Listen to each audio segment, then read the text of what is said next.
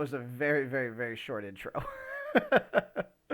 I was like looking around and I was like, what intro do I have that's 50 seconds or less?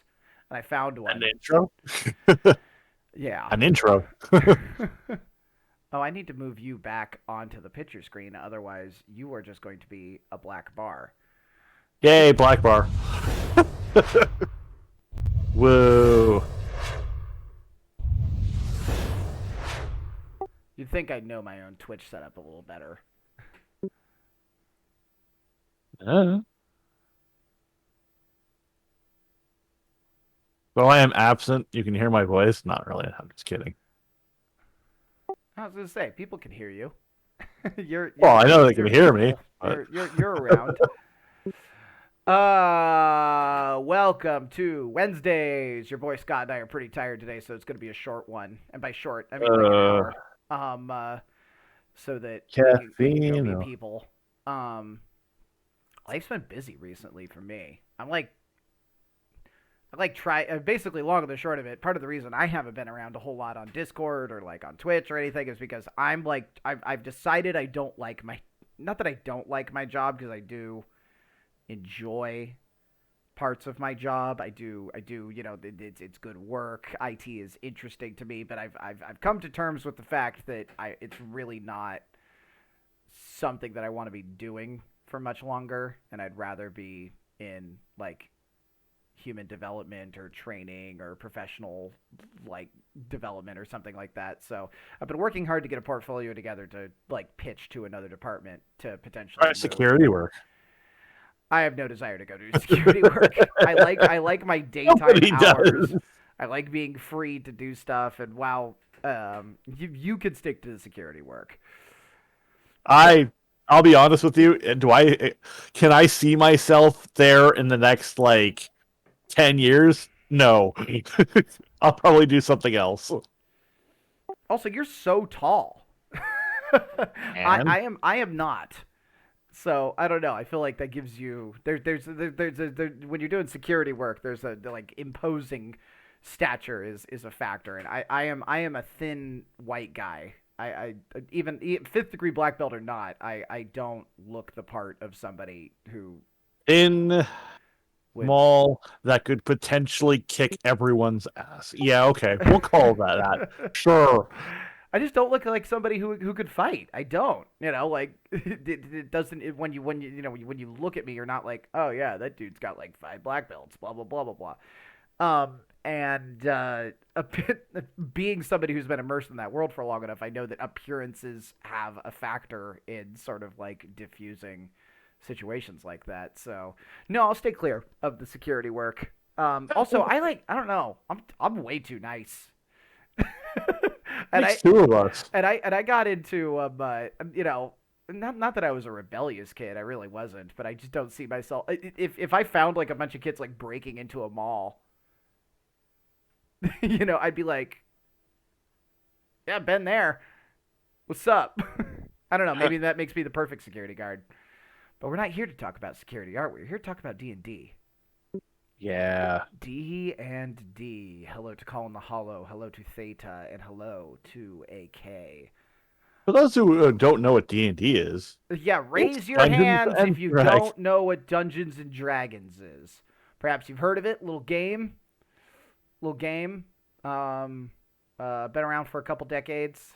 How do you know? First off, Scott, here's a little trivia question for you. Do you know the year that Dungeons and Dragons first hit commercial release? I think it was 1976. Don't quote me on that, but it was around that time. You are very, very close. Um, 1978? no, you are going in the wrong direction. 74. Bingo, baby. There we go. 74. 1974. Developed by Gary Gygax and Dave Arneson. It was first published in 1974 by the now debunked Tactical Studies Rules Incorporated. Not a company that you hear thrown around the modern tabletop lexicon, But Gary Gygax, Dave Arneson, absolutely names, particularly Gary Gygax. Um, EASC. Very interesting, yeah, because as far as like the cultural lexicon of D&D is concerned, it's been interesting. It's been several different types of games in its iteration. You know, first edition, second edition, AD&D, third edition, 3.5 edition, fifth edition, fourth edition, blah blah blah blah blah blah blah, all that sort of stuff. Finder. Yeah, and here that is a question I'm going to ask you next. So keep your Oh, great. well, Okay, here we go. um it's one of those things where it's like all the editions of D&D play pretty radically different. True. Yeah, there's obviously a lot of fundamental similarities as far as like the stat block is concerned. You know, like a lot of the mechanics are, even if they're different, they're kind of, in the spirit of each other. Right. And that's a whole thing. They obviously range in difficulty from like moderately easy to pick up with, some instruction to prohibitively complex on purpose. Speaking And of which, it's you've got this big wide gamut of possibility in any case. that's the thing though, like about with D&D. Over the years it's gotten simpler and simpler. And I don't know that simpler is the word, but it certainly has gotten less difficult to play. well, that's the thing. Like with Fifth Ed that came out, character creation takes at most 15 minutes if done correctly. Yeah, an experienced player can turn out a character sheet in about 15 minutes. I mean, I can turn out a character sheet in 15 minutes. A Yep. person playing a game for the first time cannot turn out a character sheet in 15 minutes without help. But No. that's fine. That's fine. It's not necessarily intended to be that way. My question that I was going to ask you, because I think it's important to establish this precedent early on, um, is do we include Pathfinder in this conversation? No, because it's not technically D&D. It's not. And here's my thing: as much as it is like so clearly D&D and like a product of many of the minds of people who were actually working on D&D, it's not a D&D product, and it opens up a lot of doors for it's like, well, if you're going to count Pathfinder, do you count Starfinder? And well, if you're going to count, like Starfinder, then do you count like the entirety of like the Star Wars games? What about World of Darkness? What about Legend of the Five Rings? Blah blah blah blah. Like you get into a whole lot of Yeah. like weirdness as far as like what is or isn't a Wizards of the Coast Yeah. style RPG. So I guess Well, for the sake of argument, we will talk about Pathfinder, but ultimately this conversation is about canonically D&D stuff, and that's fair. I think I got a great question for you there, Garrett. What's Was that? your first? What was your first edition of D&D that you started with? That's excellent. That was what I was about to ask you. So I started in the summer of, I guess it was like the spring of my sophomore year in high school. It would have been 2005. Um, and I learned about it. I had heard about D&D before. It had been around. It had been pitched to me before. I had a cousin who was kind of into it, but ultimately, this was a time in my life where I was trying to be less nerdy. I decided it was like a bad thing, and I was like, it's high school. I'm reinventing myself. Da, da, da, da. All this sort of stuff. I'm going to be cool and like liked by people and whatnot, as if the nerdiness was what people disliked about me and not the fact that I was like a hugely insecure idiot. I as a result, I had kind of shunned D&D to the side as something that I wasn't all that interested in until my AP biology class. I sat next to these two boys who were just ravacious turbo nerds. Like we are talking like 80s movie. I'm trying to think of like what's that 80s movie where they like download the supermodel out of the computer. Weird Science. Weird Science, thank you. Yeah, these dudes were like straight out of Weird Science, okay? And I really ended up liking them. Dude. Yeah, I really actually ended up enjoying these guys. And they had D&D books with them. like Nice. in biology. So rather than studying biology as I ought to have done, in that instance, got a B minus in that class. Um, scraped by out of C range on that one. Um, the yeah, long and the short of it, they introduced me to D&D, and the edition that they introduced me to in that class was 3.5. Ah.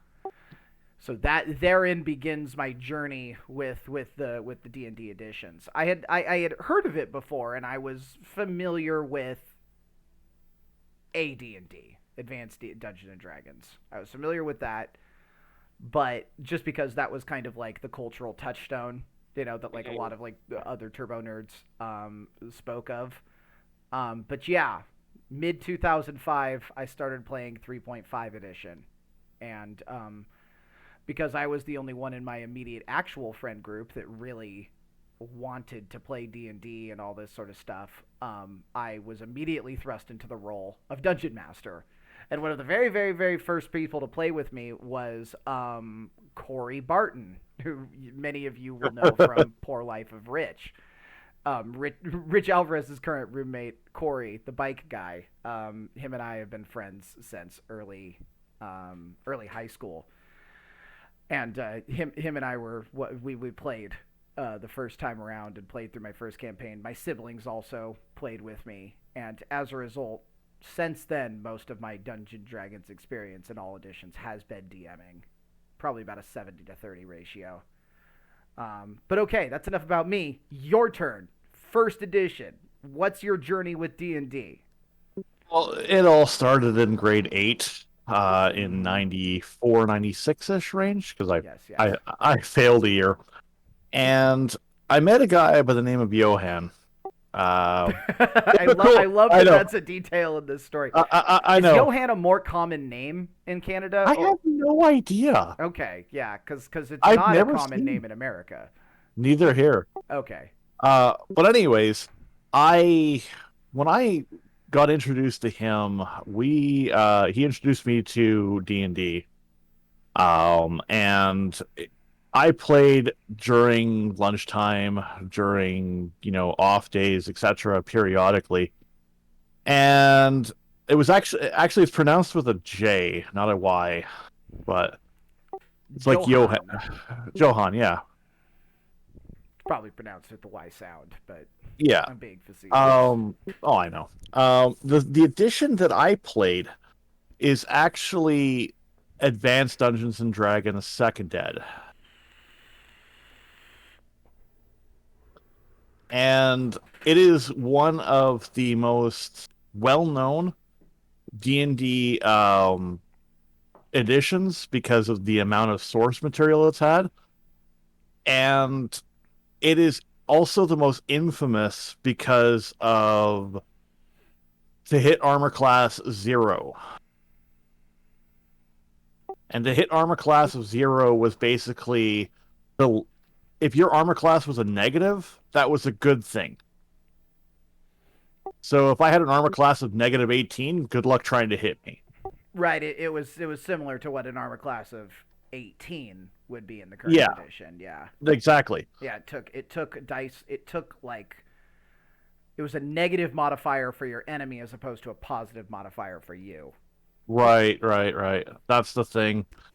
Second Ed had a lot of source material, but it Curiously also, enough, that's how like Warhammer and Warhammer 40K work today. yeah, unfortunately, Second Ed has one of the most broken classes that to this date hasn't been remade in any edition since, and that's psionics. Fourth edition had psionic. Not as good as, or yeah, It but wasn't anything like it was in second edition, but they do have them. yeah, but we don't talk about fourth ed. We are definitely Nobody going to talk does. about fourth ed because I played a lot of Oh fourth ed. God, I did too, It and it was has bad. I was gonna say we'll reserve that conversation for when it comes about because Yeah. I have very strong feelings about fourth edition, both in the positive and negative department. Mm. And I can tell that Colin the Hollow feels similarly because he made a comment about fourth edition. So, Um. Colin, I So, hear you. I anyways, see you. For Second Dead, like original. Actually, well, now that we've told our stories, let's start at the beginning. Original D&D. I didn't The play it. original. Well, I read up on about it, and I've seen how it worked. Did you know that dwarf and elf was a race, or it was not a race? It was a class. Yeah, I did know that. I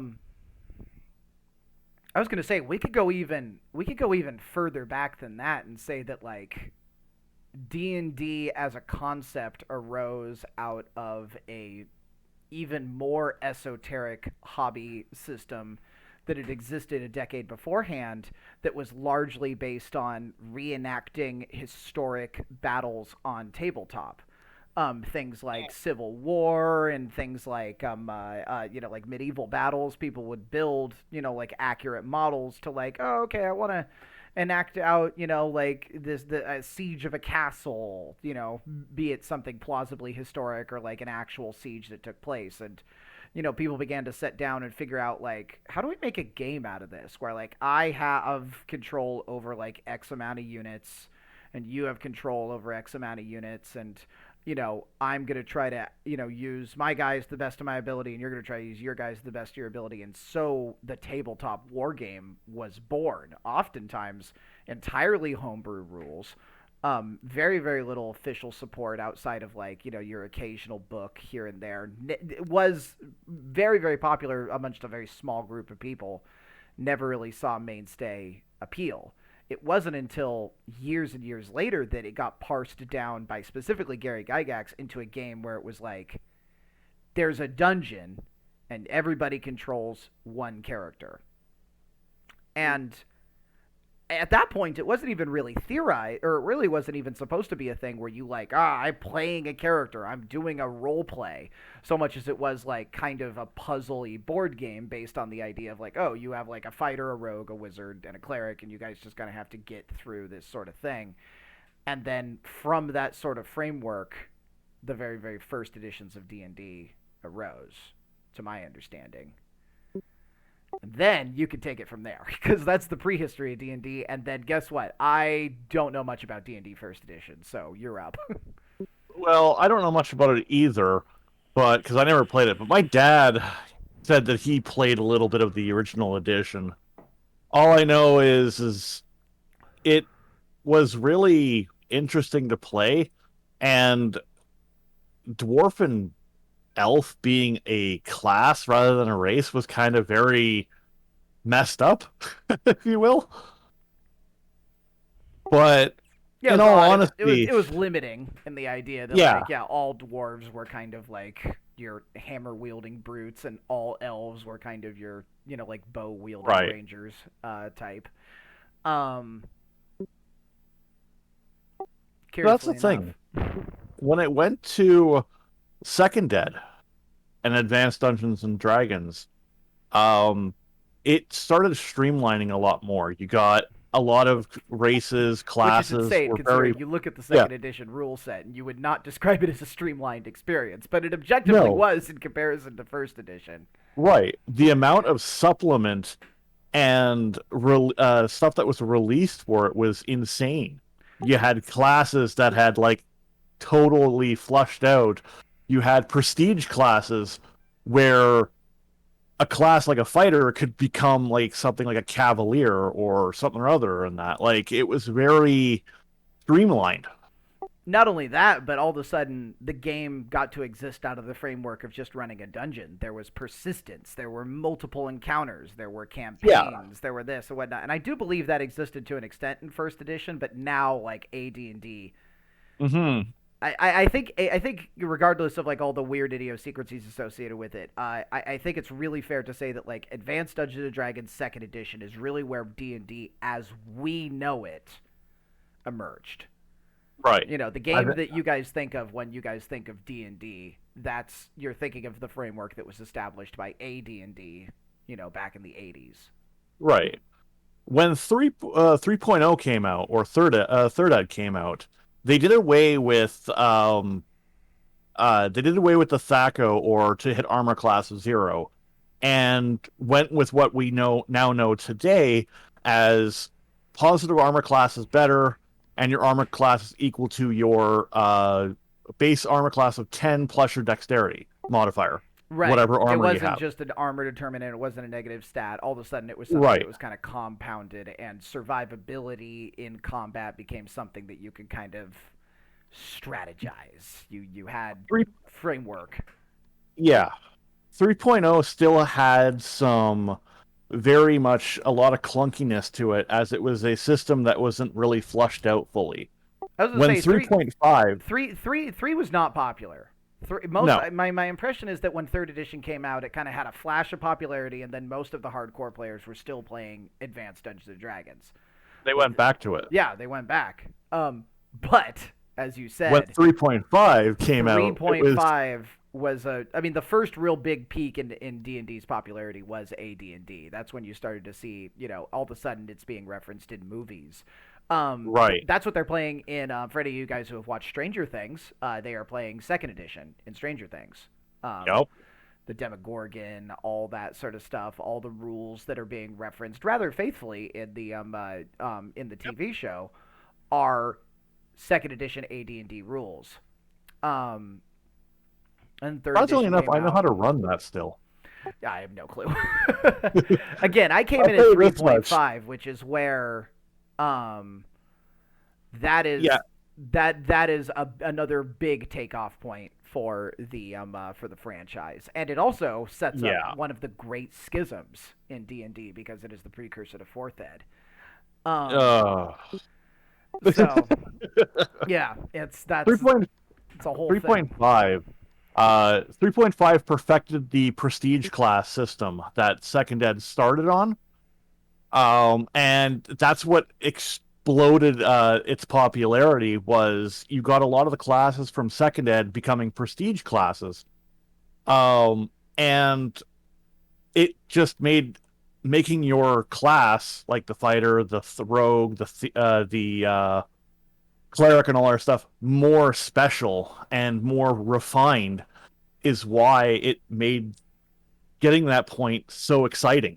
Yeah, And I was going to say it really opened up the customization options. The idea yeah, that you were playing a fighter that was unlike any other fighter that anybody else had made, kind of thing was like really a possibility. You had the opportunity to be like, okay, cool, I'm going to take like I had a dude in a 3.5 kit. We did a 3.5 one shot, and I have one really cheeky friend back then who decided like, okay, if it's a one shot, then I'm going to roll a celestial and like we'll use like all these weird class modifiers, and he racked up basically like a 9 level penalty on it, and then he played that character for the one shot and was basically operating at a level 9 power level. so And that is my ranger. I was going to say, it was super broken, and it was completely ludicrous, and it demonstrated it poked a hole in the entirety of the game, like on all the rules that could possibly be. It was just a fully mid-maxed, sort of like exploitative mess. But the fact that it was even possible is really a testament to the rule set, and the fact that, like all of a sudden 3.5 really drove home this idea that like these characters that you are making are highly unique, and with the level up system involved, and like all of a sudden we've got like dynamic spell levels, we've got like a really concise multi-classing system. Spoiler alert, it's not super concise, but it's like all of a sudden it's something that's like serviceable, it works, there's like clearly written down, sort of like framework for how to do these things. You got to see Yeah. people really live out the extent of their imaginations. That's when you start to see the wild characters. Like I don't know if anybody out there has seen like the memes as far as like your first D&D character versus your 20th D&D character. The first D&D character, it shows like Aragon from Lord of the Rings, a ranger holding a sword, and then like it shows your 20th character from D&D, and it shows what is it, like Daniel Radcliffe like coked out standing there in a bathrobe with with guns like like taped to his hands from that crazy movie Guns Akimbo. And it's like, yeah, that's a framework that came out of 3.5, where it's like all of a sudden you just got to see nonsense. And The biggest drawback, the biggest drawback to 3.5 was the overabundance and overabuse of feats or features. Yeah, feats were very hard to understand. There were Oh pages my of them. Every god. supplement introduced another sequence. They had crazy synergies and whatnot. Well, never mind that. It was more of the sense of you had characters that were at level 7 that had like 5 or 6 of them Yeah, you could that give up just other stuff to get feats, and there was like almost no reason not to. I had a ranger at level 7 that was doing 9 hits with cleave and grand cleave. So when I killed something, it went to the next attack and continued my attacks of 9. Yeah, yeah, just wild Like shit like that. it was insane. But here's the thing, and this is the big kicker: it was fun. It was. It It was really was. it was broken. It was all exploitative. It was very complex. There was a lot of cheese. How can I make How do I make Munchkin von Ubertwink? Yeah, for sure. Just wild nonsense, and that was really really important to the framework of like D&D going forward. Yeah. Theta asking, isn't D&D just Pathfinder, but Pathfinder is just combat focused? Yes and no. We're going to get to that because we have arrived at one of the great schisms of D&D. Because Yep. This was the split, this is the if split. you will. So, for those of you who don't know, Dungeons and Dragons, once third edition was officially sunsetted, or 3.5 really at this point was officially sunsetted, they weren't going to make any more content for it. They weren't going to make any more stuff, kind of thing for 3.5. They officially were calling it, and they were moving into what would be fourth edition. The first thing they did, the company, was Tactical Rules still? When Wizards of the Coast took over in '97, so Wizards would have been in charge of it at this point. Yeah. I think TRS or whatever in that, TSR. or TSR. Yeah, TSR was still in control of it until fourth ed. Gotcha. So when the initial fourth ed was released. So this is when. This is before. Yeah. Okay. So long and the short of it, D&D would come under new ownership, the brand, and because they wanted, and this decision sucked for a lot of reasons, but it also made a lot of sense. The idea that they wanted the fourth edition of D&D to be something that was totally different, completely removed from all other editions of D&D, was something wholly new and totally original, and had all this, and was just like from the ground up a completely different game. So what they did is everybody who worked on 3.5 edition was fired. They were, that whole section of the company was actually was no. No. Actually, no, that's not the case at all. Then what was it, like third ed no. In '97, a near bankrupt TSR was purchased by Wizards of the Coast. This was following 3 years of the development. Dungeons and Dragons third ed was released in 2000. So this was after. Right. Yeah, but Wizards was the one who made this decision. Wizards is ultimately the brainchild behind fourth edition. When did fourth edition come out, by the way? Can you check that for me? Fourth ed came out, let's see here. Fourth ed was 2005. 2005. Okay, cool. So because I remember when I was getting into it in high school and we were looking through the 3.5 books, they were hyping me up on the idea that like fourth edition is coming. It will be here and we need to prepare. No one really knew what it was going to be or whatnot, but they got rid of everybody who was involved in the in basically every single major decision maker who was involved in the creation of D&D at that point was let go, and they brought in a completely new team to work on fourth edition because they wanted something that was from the ground up, very, very different. Makes sense. Yeah. And technically, they did succeed in that goal because fourth edition is nothing like all the other D&D editions, and this is where the controversy arrives. Oh, man. The official Wizards of the Coast edition would work with their new team to produce Dungeons and Dragons 4th edition. The team that was responsible for 3.5 would then go off on their own, start their own role-playing game company, and that team developed and still develops Pathfinder. So basically, which is still pretty good. Yeah, Pathfinder kicks ass. Pathfinder's great. And so when you look at Pathfinder versus D&D, it's important to remember that everybody who was working on traditional 3rd to 3.5 edition, um, like, I mean, they're all math simulators, Colin, Math but simulator. yeah, they're all math simulators.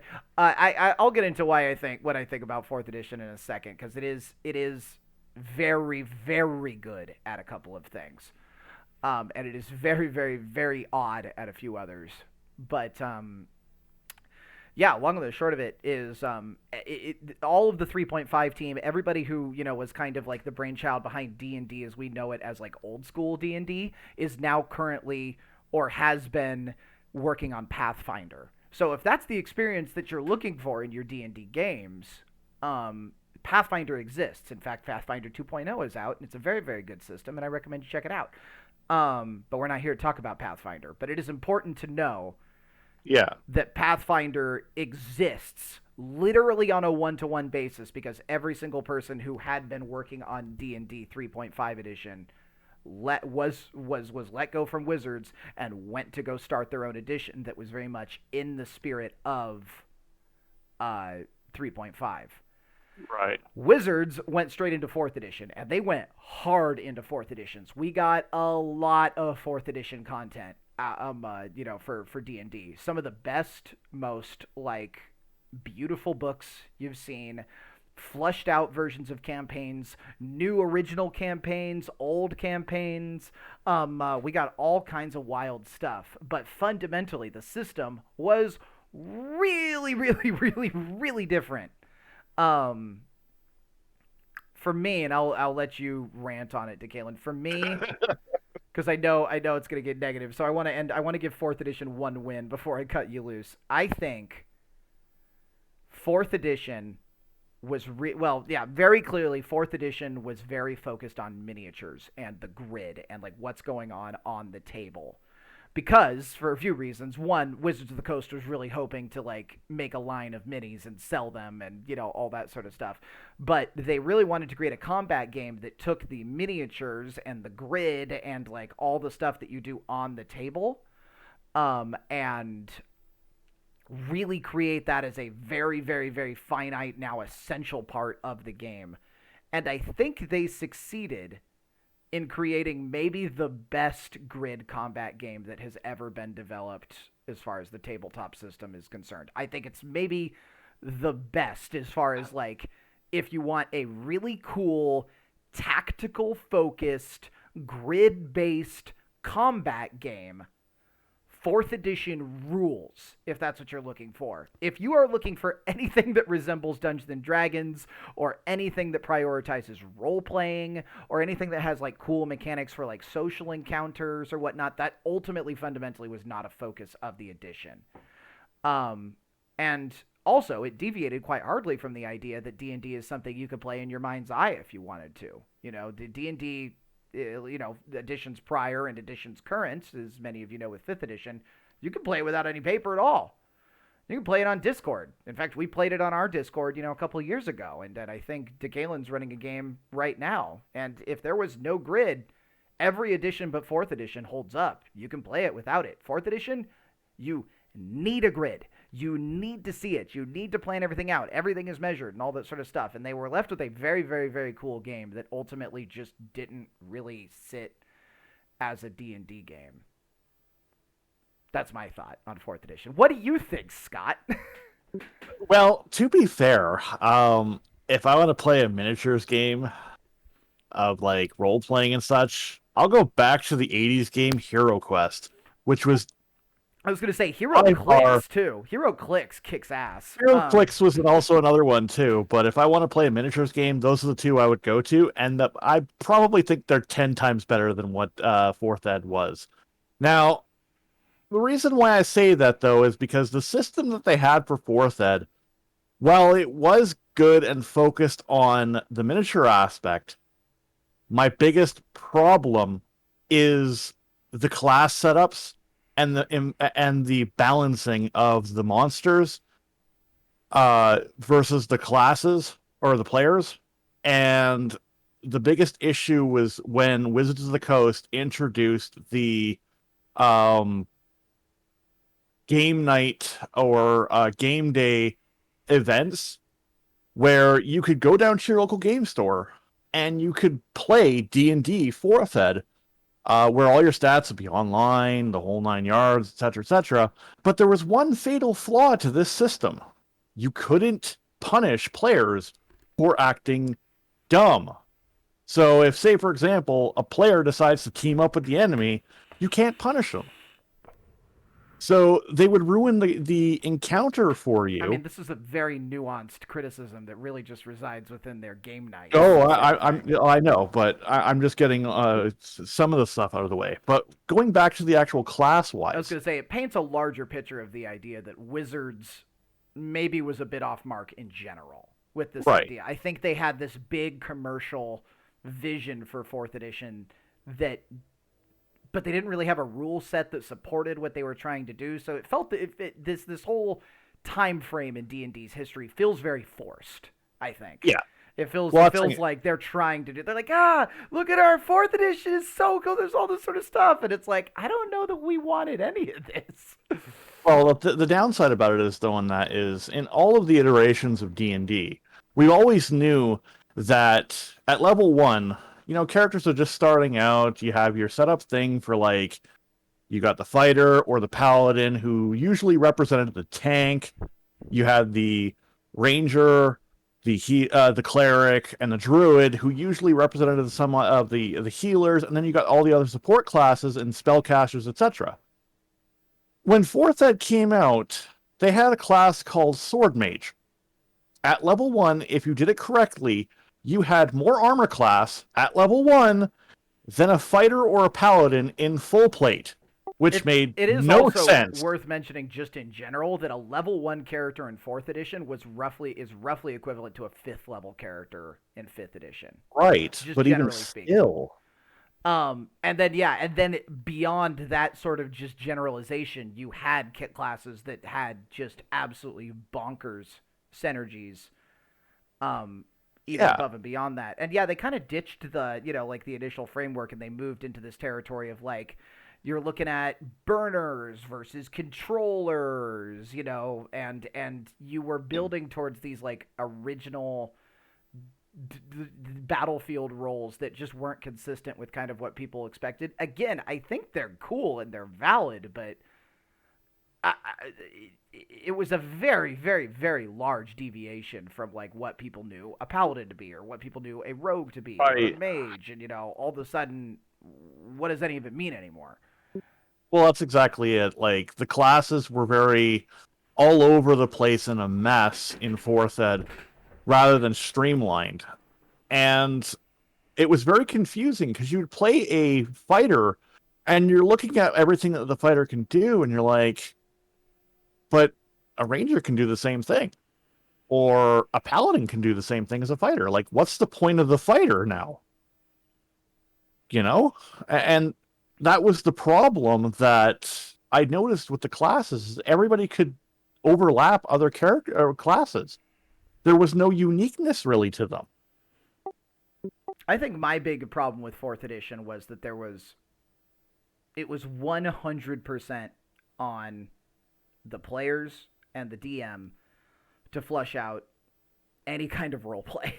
It was, like there was Yeah, just that nothing too. really on the sheets that was like, hey, like you could play that. Everything came down to combat. A lot of what people say in chat, like you hear about like, oh, math simulator or all this sort of stuff. I think a lot of that could just be delineated down to the idea that 4th edition was at its core a combat game. It was about fighting. And granted, there were previous editions of D&D that had been about fighting. First edition, second edition even, were very much about fighting. You weren't really trying to talk your way out of this stuff.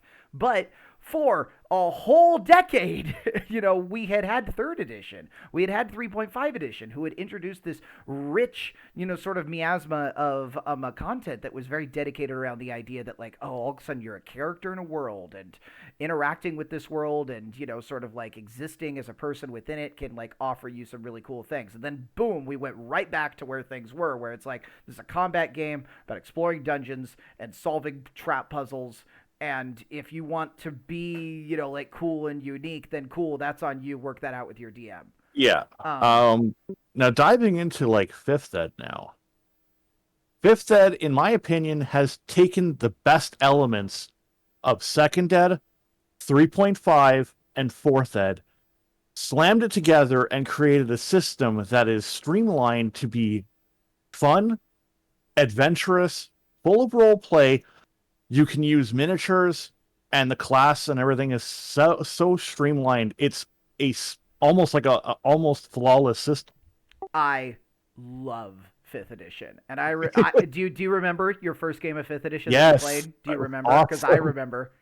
And do you remember that? I don't know what you felt in that particular moment, but I was playing it at pre-release. It was not called D&D Fifth Edition. It was called D&D Next when I was Oh, nice. when I was playing it. Because it was just a PDF that I got, like a few of us got through like a little like a Wizards of the Coast promo, and it was like, here's what we're doing with kind of the next edition, and I just remember thinking, yes, yes, yes, this is it. Like this is what Yeah. this is the fourth edition that we dreamt of. This Yeah. is it. This is all the shit that was fun about the old editions. This is all the shit that was like cool in fourth. This is all the fun like dynamic combat stuff that happened in fourth. This is all of the crazy unique customization stuff that really developed in 3.5. This is the world building that we've come accustomed to with Pathfinder. Like this is it. And the hardest thing, the biggest thing that D&D hadn't answered at that point was like, well, I love D&D, but like what about my friend who's like not that invested, or like what about my wife, for instance? My wife, great examples, talented, like in theater, talented in role play, talented in all these sort of things. And it was like finally there was a rule set that was approachable enough, that was enjoyable enough, that was Just streaming. um, Oh, good. cool enough. I don't know. I'm running out of adjectives because I'm trying to Oh, good. vamp for Dkaelynd. But Night. suddenly anybody can play this game. Suddenly anybody Oh, off the yeah. street can play this game. And it had it had a lot of the gamey appeal for like the advanced players. It had a lot of like the mainstream appeal for like new players, and it makes a lot of sense that D&D then saw the largest uptick in players that it had ever experienced in its base, basically overnight. It's like Oh, great. suddenly 10 times the people that were playing was there. You'll have Yeah. to expand on that, Colin. Although I think I do know what you mean, and the idea that like we're still in a territory where it's very numbers and crunch focused, and there is What? still some onus on the player to like make Yeah. a thing believable. That's the thing. Also, from what Like when chaotic. Theta killed Chaotic Jedi. Like when Theta stabbed Chaotic Jedi straight in the back and he died. I told Garrett about that Oh Theta. man, Sorry. we were laughing about that before the stream started. Oh man. But yeah, no. That's the thing that like chaotic brought that up. Is fifth ed allows people to make homebrew classes, you so you can can you can literally do take stuff. ridiculous stuff with fifth edition. The problems that I've noticed with homebrew, though, and this is the issue that we're having right now in my own campaigns with homebrew, is when a person creates a homebrew class based off of something from like pop culture or something or other, or even taking supplement books, they don't realize the power levels of the classes and the class and the abilities. And that's the problem that homebrew really has is the Well, power level. yeah, they've opened the door for like hey, amateur creators, all of a sudden it's approachable enough that people feel like they can get in there and like create, Yeah. content for the game. And it turns out that like balancing a class in a way that is one, fun and interesting, and create something that's like cool enough to where you want to play it, and it's fun, and it has unique distinct things that it's able to do, but is also not so insanely underpowered or so insanely overpowered versus like the actual play tested classes, is a real challenge. A Currently. real challenge, and something that even I haven't quite got my head around, even after, like I said, I've been playing 5th edition since before it was called 5th edition. And, I'm faithfully, I have been playing 5th edition, and I still don't quite have it all straight in my head as far as power creep is concerned. I'm playing right now a homebrew class in fifth ed right now, and it's based off of the second ed prestige class called Blackguard or Blackguard, aka the Fallen Paladin or the Anti Paladin. Yes, and this is a very And many editions have seen their own version of this. Many of them being unofficial, and almost all of them Darth Vader level broken. actually, the funny thing about it is not, it's not. It's not broken at all. The only thing that really makes it really combinable with um a bard, for example, is at level 3, I get an ability called Aura of Despair, where anything within a 15-foot radius that I do not deem as a quote-unquote friend or ally, I can make them have disadvantage on all savings throws. Yeah, So and you that's can like imagine with a bard is going to be ridiculous. It's synergy. Total synergy. yeah, the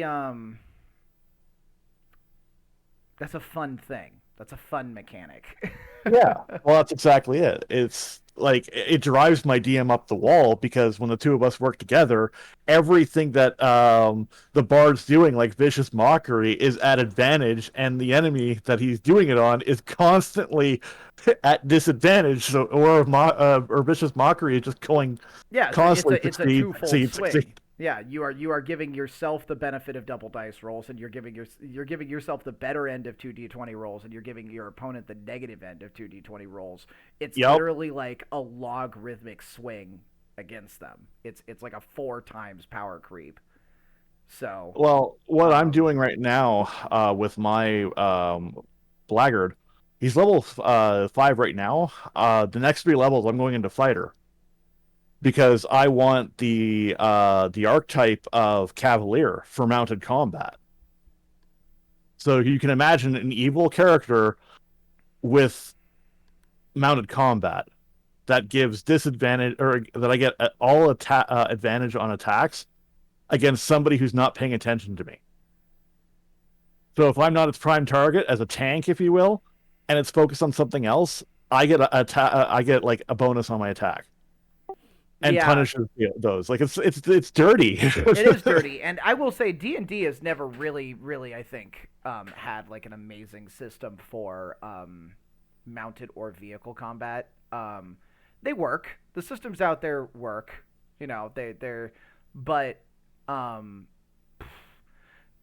if you guys, I don't know, for anybody out there who wants to see a really bonkers like vehicle and mounted system, I recommend you check out very specifically Starfinder, which is the space which is like the space opera version of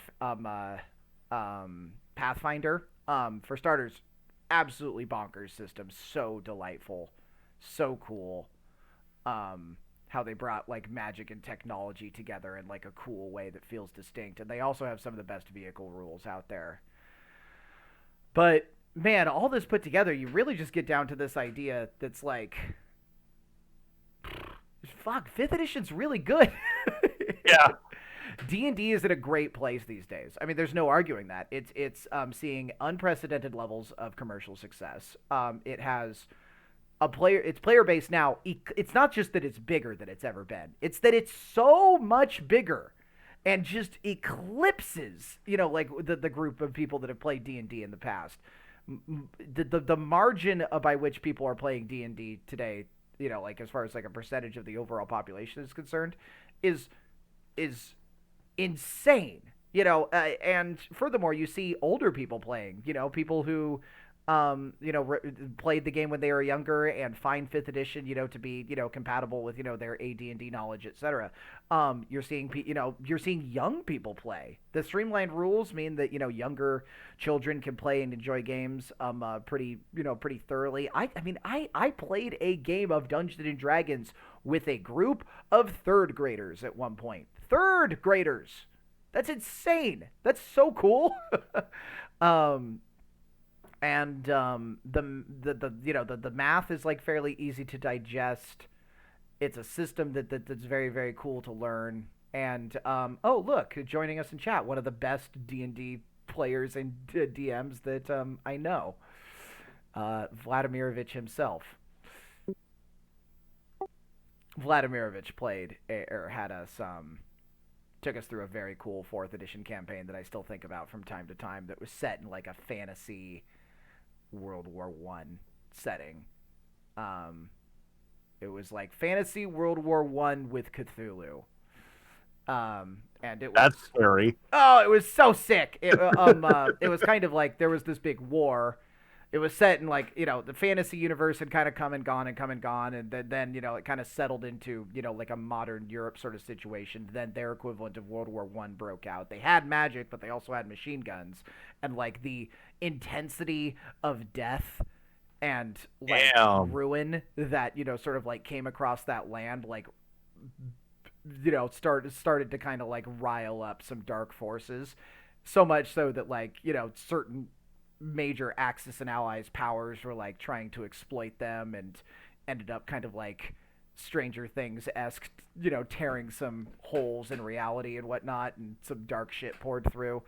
Um, really, really, really, really cool setting, because it kind of escalated like that, and that was really a testament to his to Vladimirovich's storytelling ability, because this was fourth edition, and fourth edition did not encourage any of that kind of frameworking.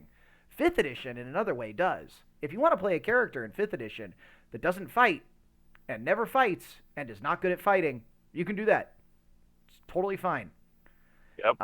I wouldn't say it's super fun. I think combat's a really cool, fleshed out, like element in the game. But I think I saw Theta talking earlier about the idea that like, we play RP heavy, largely mind's eye, off grid, sort of like sessions, and it's much more about the talking. Cool. Fifth edition has an answer for that in a way fourth edition didn't. And that just feels like way more faithful to, what I expect. Chaotic's my DM in fifth ed, and he's learning the hard way about me allowing me to God, play good chaotic luck, evil. chaotic. This dude, He's he dude is allows a me. fucking toddler. Oh, Just thanks. running around. Well, let's just say this much: he's learning the hard way about allowing me to play chaotic evil. Oh man, he's Yeah, in for a rude I was awakening very glad when that I in the get session higher up. I was DMing that you were a part of, that you were playing a chaotic good character. Yeah, That was loosely interested in saving the world alongside everyone else, as for opposed the to most somebody part. who was, yeah, we didn't really get far enough in to really flesh out your real intentions there. But certainly there was no conniving, backstabbing, or general, sort of like fuckery about the group. So that was good. Um, yeah. Now here's a big question. I personally have been playing less D&D in quarantine. Just because I enjoy the social element so much, and I haven't really been able to capitalize on that in a big way. But it seems to me like in general people are playing more D&D in quarantine, certainly. Tabletop Simulator is your friend when it comes to D&D. God, there's so many really really cool like digital things right there. I was showing Dkaelynd what is it, Tailspire the other day, which is another tool that just came out. Oh, good. It's a little underdeveloped right now, but it's also very clearly in alpha, but I think that's going to be something that's really sick. Roll20 is this insane framework of tools that exists in a big way. Tabletop Simulator has these remarkable tools. There's just so many things. Oh Don't god. use the Avray Discord bot. She sucks. Avery is terrible. Avery. Okay, Yeah, that's how you I pronounce guarantee. that. Yeah, I guarantee you're gonna roll, and you're gonna constantly botch your rolls 6 ways from Sunday that you almost either A, kill yourself, or B, kill the party. Yes. So So bad. we're about ready to wrap this up here, Dkaelynd. So I want to extend a question to you, to myself, to everybody in chat, because it's looking like just about everybody in chat here is also a player in some case. I want you to think for 1 minute about who is your favorite Dungeons and Dragons character, and with the stipulation that it doesn't have to be a character that you played. It has to be an actual, real deal, concrete player character that was played by a human being in a game that you played. And I want to know if you have a favorite. Yup. Okay, lay it on me. I have two, but the first one that I have to give you is Gary the Goose. Gary the Goose. Okay, It is a chaotic. This is precisely the kind of shit I was looking for, and I want to hear from chat too. So tell me in chat what your favorites are and a little bit about them. All right. So the concept of this goose is based off of the Goose game, obviously, the one where you are an annoyance and stealing shit and a whole bunch of other stuff. Causing petty chaos about this town. Yeah. Yeah. So he hides in a bag of holding that is usually randomly attached to somebody. He steals whatever he wants because he has boots that are attached to his feet. Well, these goose feet type boots that allow him to stealth without being detected. And he is just an irregular shit disturber. You have something of value, he'll steal it from you. And 9 times out of 10, he usually succeeds. If you try to impede on him, you're dead.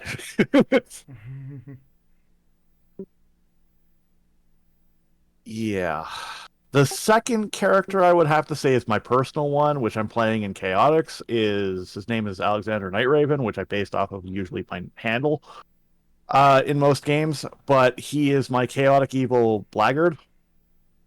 And he is playing, or the whole concept of this character is playing obviously not the evil dictator, but he's a dark lord background, where I am a well-known person in the underworld, much like how Kingpin is, but I'm very much like the Dark Knight anti-paladin type person who is bent on trying to take over. You do seem to enjoy playing those characters, which is interesting because you're such a kind and orderly person in life. Do you think that has something to do with it, where it's just kind of like an opportunity for you to act out in a way that you just never would if this was like real world consequences? Because certainly I think I get a little bit of a high off that when I'm playing like a really maliciously evil character in D&D. Oh, totally. Usually it's when I'm DMing. Do I end up playing like really, really bad guys and whatnot? And there's an extra dimension to that, because then it's like, if you create a really, really, really conniving villain, I get so high on having a party when you can tell they're just like, I don't care. Come hell, come high water, come total party kill, come whatever the fuck is going to happen. I will drag half of a bloated corpse to stab you in the throat. This dude sucks and he's going to die. I've already killed one player. I have one other player at my mercy right now because he's unconscious. So I'm kind of contemplating what I want to do with him. And I also have my own protege now. Okay, that's good.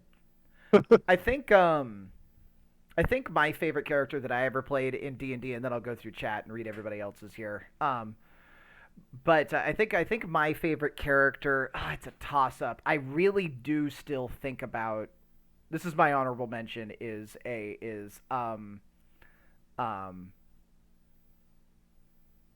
Zaltov, which is Lieutenant Commander Tadim Zaltov, aka Zaltov, who is he was lieutenant in the Usilith army, and was kind of a special ops guy, and he was like a Gun-Kata monk, is like what he was. Do you remember that movie with what is it, Christian Bale, Equilibrium? Oh yeah, Yeah, where he's like blah blah blah, and he's like doing all the fucking like. yeah. It's like I built a martial art around doing cool poses and shooting people, like that whole sort of thing. I made him. I made him, but he was in the spooky World War I setting, Nice. and that was a that character was Kung so Fu. fucking fun to play, and he sacrificed himself to save the world at the end of the of said campaign. He like, Nice. well, yeah, he died off screen technically. Like it was one of those things where it's like this portal to the Underdark is like closing, and like he stays on the other side to close it, and then it closes, and then no one heard from him again, kind of thing. We've often me and Vladimirovich have often kind of teased like headcanon for like what really happened to Zaltov, kind of thing. But we've never been able to Yeah. flesh things out one way or another. And I don't know the mythos of Zaltov and the way that Misha let me take him out at the end of the game, and the idea that he really like just kind of like opened the door for me to be like, okay, cool, this is your ending now in a game, that had like a very complicated. I remember when I remember that like I had a heavy feeling in my chest. I remember the exact moment we were sitting Uh in what what's that? Oh, oh. Your mic cut out. did it? There we go. Oh, okay. What is the last thing you heard? You were talking about like it was his own ending, and then Oh, yeah, okay. Maybe my hand slipped off the push to talk button. But long and the short of it, yeah, it was he paved this way and really gave me a lot of freedom in this ending, and that was nice. And I remember sitting in his parents' house, which is like his parents are very traditional Russian folks, so as a result, it was already kind of a setting that I wasn't super familiar with, kind of thing. And oh, yeah. it was it was just this really I felt so sad when he You died. know what you should totally do? You two should totally do like the aspect of you touch back with him like several years later, and it's like he's still fighting the good fight in like almost like a futuristic like Terminator 2 esque type Yeah, thing. we have had the idea that like he's just like in there just fucking demons up like the Doom guy. And Yeah, yeah, and he's gonna come back some like twisted, roided out, like old version of yeah, himself, and it's just gonna be like heavy metal following him. But yeah, I always remember that. That's like one of my top five just kind of like John Connor, experiences. how he's like all ripped and like serious now, and I'm like, Yeah, yeah, all this sort of stuff. But yeah, that moment was like one of my like I don't know, like that stuff like that feeling that I felt that night, like that's why I play D&D. yeah, That is exactly. exactly why I feel it. It was so emotional. It was so cool. It's Um not. It's not. It comes down to the whole aspect. It's not how the character is made. It's how the story is told. And even when your character dies, you make it as freaking awesome as possible. Right, and it was an open-ended death, like it was Yeah, it's just oh man, it's just so much toy for the imagination. And now I've like spent 5 minutes on my honorable mention, so I need to be quick about my actual like my other. You know what? Yeah, now that I'm thinking about it, maybe Zaltov hydrate, is my favorite. hydrate, hydrate. Hydrate. Okay. So, the other honorable mention is a character named Delta, who actually, weirdly enough, was my first draft. I wanted to play this character named Delta in the campaign, in Misha's campaign, which I went on to play Zaltov in, but I never did it. He's a Warforged, and I but I liked Delta, and I just kind of kept him on the back burner. It was almost 8 years later in Richie's roommate Brandon's 5th edition campaign, that I brought Delta back out, and Delta was the one who did the Tomb of Annihilation. Um, and that campaign we played for the better part of like I don't know 9 or 10 months, and Delta was the first time that Brandon is really really really good at giving you the best tools in the game. That's like his best. That's like one of his crowning achievements as a dungeon master. He knows he's parsed through every book, and he knows like okay, I'm going to give him 5 things to work with. It's going to be this thing from here. It's going to be this thing from here. It's going to be this thing from here. It's going to be this thing from here. And like the interaction between those is going to create something so mind boggling that, it's sort of fun. So at this point, like at one point, I like had a run in with a deck of many things. Brandon has a deck of many things that he built himself and like had us like and was like passing around the table for us to draw from. It was wild. So Delta was like by the end of this campaign, Delta was solid gold, basically a planeswalker, had access to like 2 wish spells. And I played him basically like he was like this experimental warforged that people used to he was like an experimental warforged that people were using to make like they wanted to make like a wizard soldier. So as a result, like different parts of his body would like Iron Man out and like, oh yeah, Mega Man blaster, and now boom, that's how I cast Fireball, like stuff like that.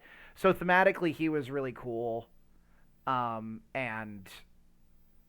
Kind of reminds me of Rifts. he was another one of those ones that kind of like the ending of that campaign was also very open ended.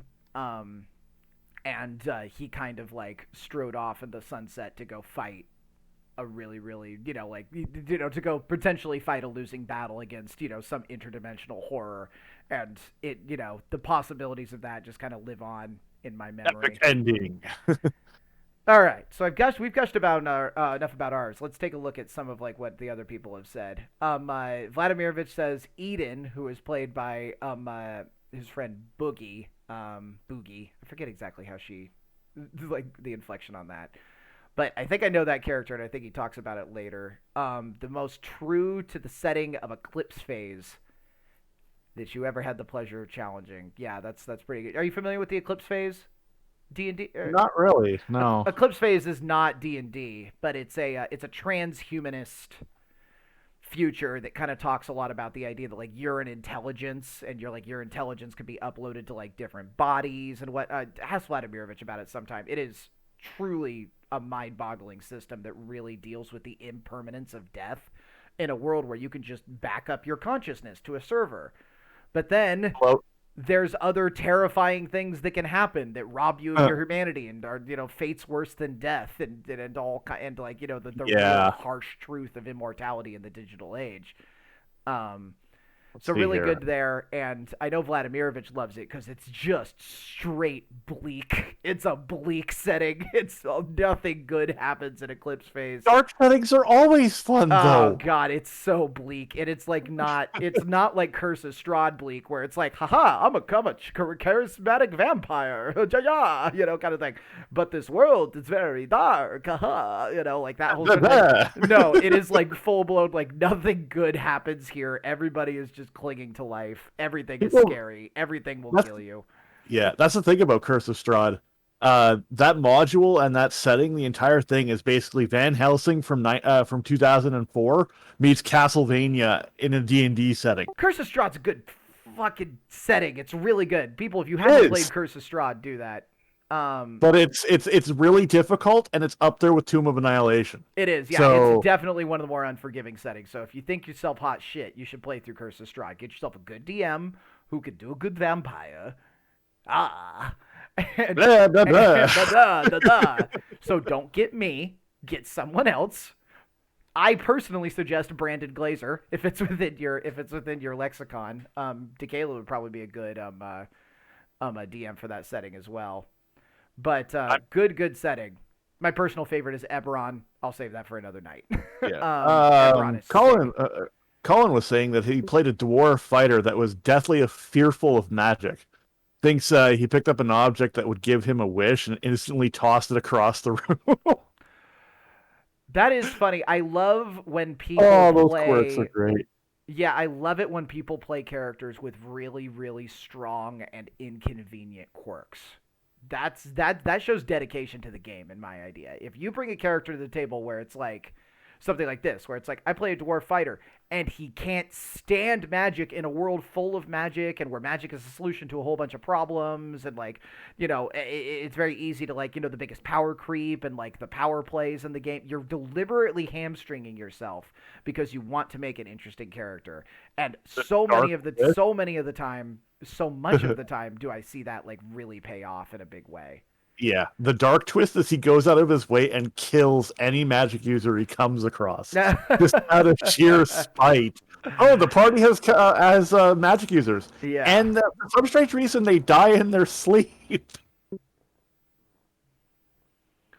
Let's see. There's more on Eden here that I need to read before we move on. Um, Eden, played by a mutual friend, I will only refer to as Boog. Eden was tall, blonde, muscle-bound, post-human, butch lesbian. Oh yeah, I know exactly who played this character. Who had the unfortunate job of being a firewall agent. She had a salvage spaceship and goes around the solar system solving spooky machine god mysteries. She has on two situations single-handedly carried the campaign in what could have been a total party kill. Yeah, so just like every full Han Solo shit. That's great. Nice. That's amazing. Chaotic Jedi says, my favorite character will always be my first D&D character ever. There was a homebrew within it because Tato allowed it, but it was my level 13 human Jedi. Yeah. I my first character, because I was an idiot and I went with a very, very difficult class the first time around, my very first character was a samurai.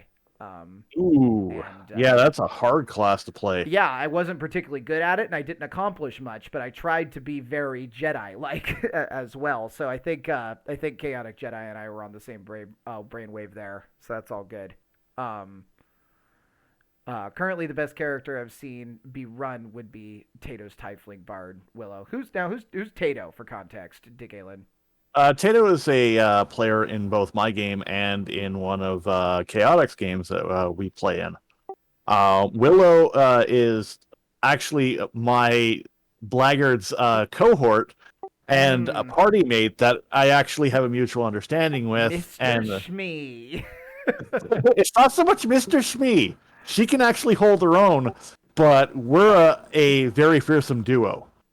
So, because my aura of despair fuels her bard abilities against our enemies, so yeah, the DM gets really mad when the two of us start trouncing his campaign, basically going, "Oh, we're up against this. Well, he's affected by aura of despair, so vicious mockery, and he's at disadvantage all the time." I'm reading through Theta's character, and it just sounds like such a Theta character, and I'm so It delighted does. by it. Yeah. Nephilim. I'm starting to get to know Ooh. you as a person a little bit, Theta, and this sounds exactly like it. Azric Hemsworth, one of those. I'm gonna go with Azric. A Nephilim, that's cool right out the gate, like a celestial blooded human. Um, Bard outcast turned heir of the Hemsworth family, lost his hand to a party member's dog. That's the best thing that's the best sentence in there. Was abandoned by his party, and last time I used him trying to save his new family from a curse from an old god. There's also my warlock fighter, cleric, angsty pretty boy turned god of corruption's vessel. That's a lot of multi-classes. That's crazy. He What- got perks for what becoming level addicted was- to demon dust and suffered several levels of demonic corruption before he left the group due to a toxic DM. Okay, nice. Yeah. What level was the character? Because I'm curious about that. To do that many multi-classes. Yeah. That both of those are very good, and I like both of them very, very much. So it was like 2, 2, and Yeah. 4 or 8 something or like 9. that? 8, yeah. Or 3, 3, and 3? Like, yikes. Calling the Hollow, what are you even going to do if you're not going to play a dwarf that suplexes people into barrels? It's the height. Like, from a physics perspective, dwarves are exactly cut out to do good suplexing. Yeah. That's perfect. So, I suplexed a train last week. yeah, I bet you did.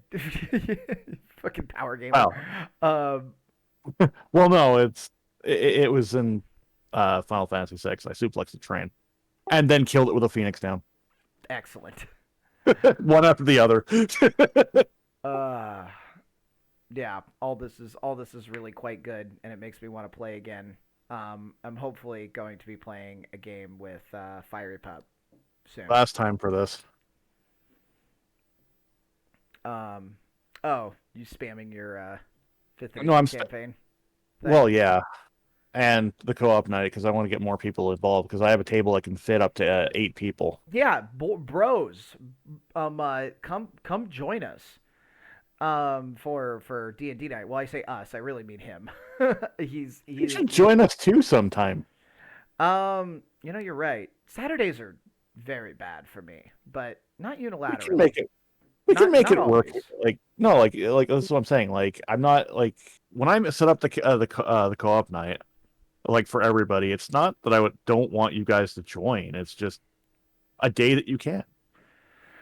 Yeah, I will let you know because it is high time I played some of this again. I used to before COVID hit. I was playing this. I was playing Heck, D&D almost you weekly before COVID hit, and then and then it just stopped. I just stopped playing D&D. you should totally So take lead and do one of your campaigns. I shouldn't I? Yeah, Okay. What do you want? What am I what am I making you? What are we?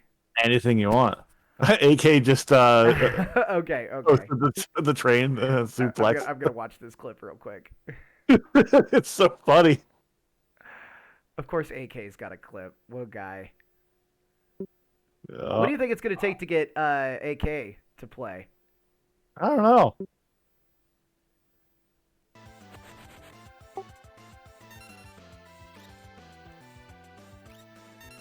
Suplex.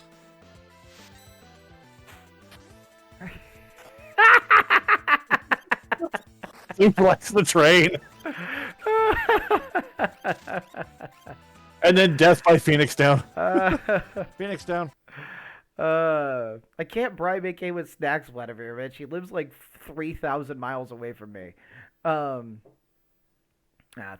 too much. It's like 1,500 miles. It's still a prohibitive number of miles. You get Um, Vlad as well. Vlad should join us as well if I have like the huge group of like so many players. I was gonna say I was gonna say that's an elite team you got there. Yeah. Yeah. I always like so here's a question before we go. Do you like playing games where everybody is very experienced? Do you like playing games where it's a X. general low experience level and you're introducing people to games? Or do you like I to play with a like mix? I like playing with a mix. The reason why is because the experienced players can help the younger newer players.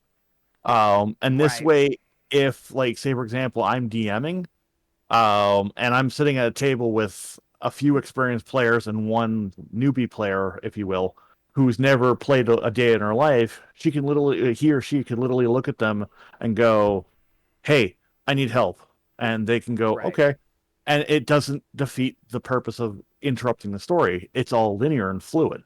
Yeah, having help is really good. I was going to add to it by saying that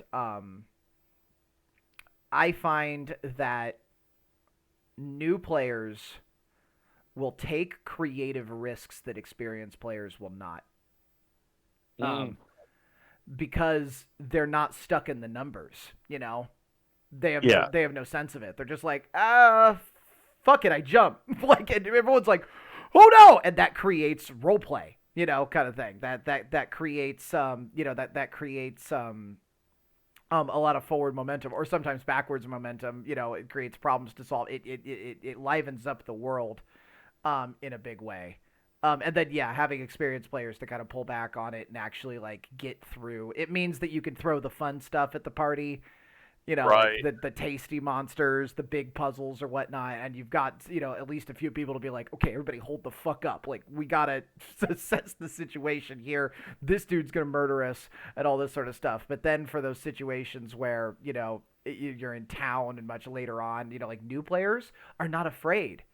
They're not. It's Right. like, have you ever seen I was talking to my therapist about this the other day about how like old people versus new people treat iPhones, where it's like you put an iPhone in someone who's very elderly, if you put and they're unfamiliar with it, and you put an iPhone in their hand, they're like very much like, I don't want to mess something up. Oh my god, it's like a very fearful response. Whereas like if you put an iPhone into a child's hand, an equally unfamiliar child, They just start pressing buttons. They just go like, oh yeah, what's this? And they just start scrolling around on screen. They don't care. They don't care what they mess up. They don't care. They have no agency for it. Um, Right.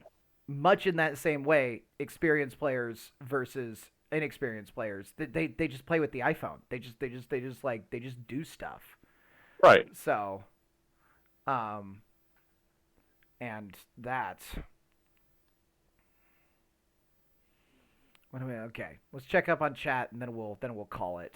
Um, Next week's I like topic. mixed, but I always end up with inexperienced players. I don't know what to do. This sort of game I'm running. Yeah, Vladimir. And that's tough for you, Vladimirovich, because Vladimirovich I know is happiest in a very crunchy game.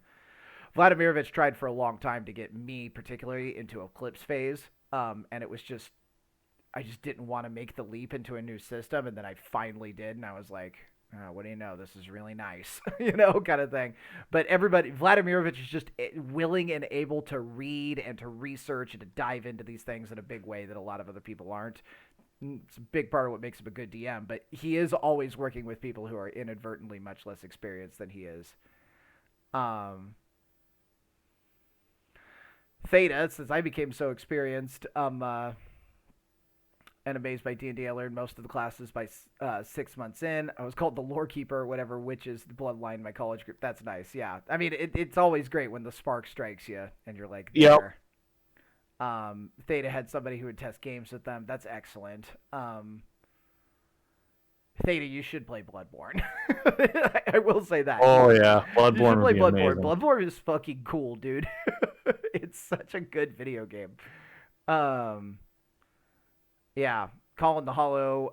Watch people play on YouTube. Yeah, that's great. I mean, oh my god, we didn't even get into like the fact that like we live in a world where like Roll20, Dimension 20, Adventure Zone, Yeah. and, like some of the greatest D&D content that has ever existed in the world is basically being made by in front of our very eyes by, oh god, who's the Roll20 guy, or who's the No Dimension? idea.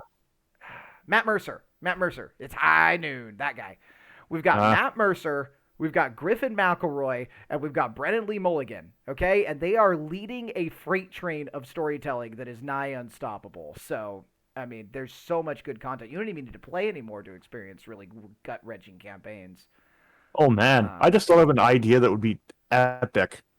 Can you imagine having a DM or sorry, a Dungeons and Dragons campaign with yourself, myself, Rich, Chris, like all of the team from RMA, and just have like a huge session of just random I will say shit? this: Chris has never played D&D.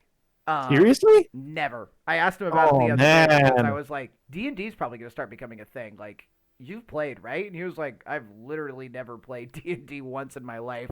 I've just kind of thought about it, but it never really like pulled the trigger. Anyway, I'd probably do it, but like, just let me know, like. So he's like willing, but yeah. Just got to find the right DM.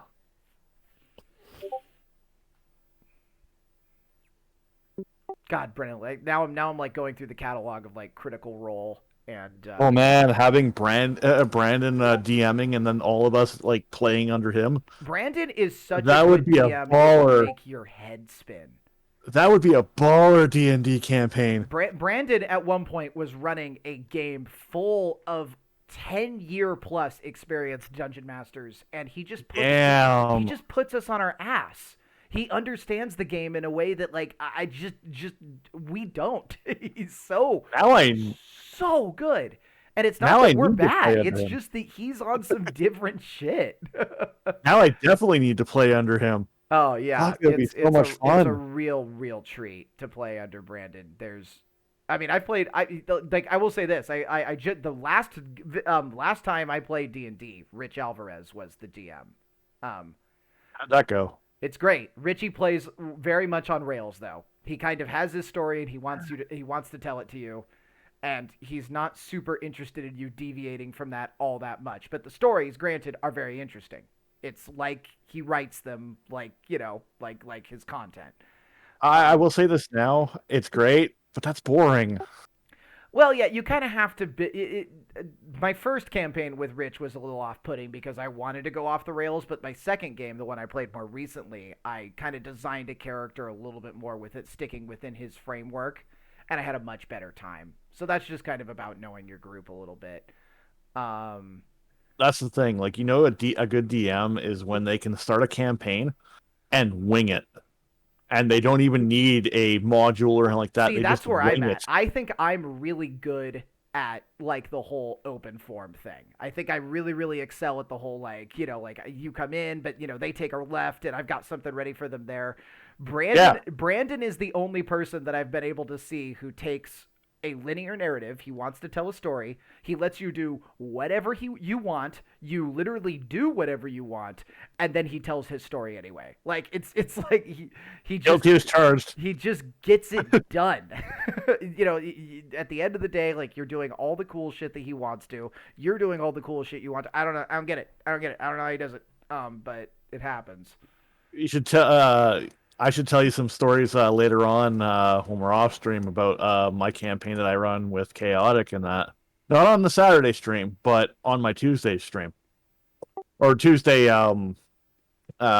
campaign. That one's not online, right? That one. No, that one is an not. offline campaign. Okay. That's an offline campaign. Very well. Very well. Well, I suppose we should call it. We've probably D&D'd ourselves out here. Next week, we're talking about Star Wars. Star Wars. Star Wars. What's going on with Star Wars? Everything. Yeah, we're next we. I want you to imagine for a second how much me and Scott have to say about Star Wars. I'll give you a hint. It's a bit. A lot. Some of it good. A lot of it good. A lot of it good. A lot of it Some very bad. good. Some of it bad. Some of it not great. But mostly good. we have strong feelings about things, but ultimately, at the end of the day, I never want to be portrayed or never want to come off as one of those like cynical and ungrateful Star Wars fans who is like, like This is wrong. This is totally wrong. Yeah, Blah, blah, blah, blah. old man shaking a stick sort of thing. So I try very hard to only visit valid criticism, but we are going to be trying to lodge. We are going to be trying to walk that line next week between being intelligent, grateful fans for the art that we have been given, who give nuanced and meaningful criticism for the many pitfalls that the franchise does absolutely have. Like Star Wars. Everyone likes Star Wars. Everyone likes Star Wars. Yeah, come join us next Wednesday for our Star Wars discussion, and let us know what you think about very specifically. God, I'm forgetting his name already because I blotted his name out. Who's the director who directed Episode 8? I don't remember. Ryan, right? I think so. I don't know. I don't pay attention to that stuff. I don't. Ryan Johnson. Everybody, thank you, AK. Come back next week and tell me everything that you think about Ryan Johnson. Fail. Sorry, tell me what you think about J.J. Abrams. I also do want to hear what you also think about Dave Filoni. And that other guy, George Lucas, whatever. It's trash.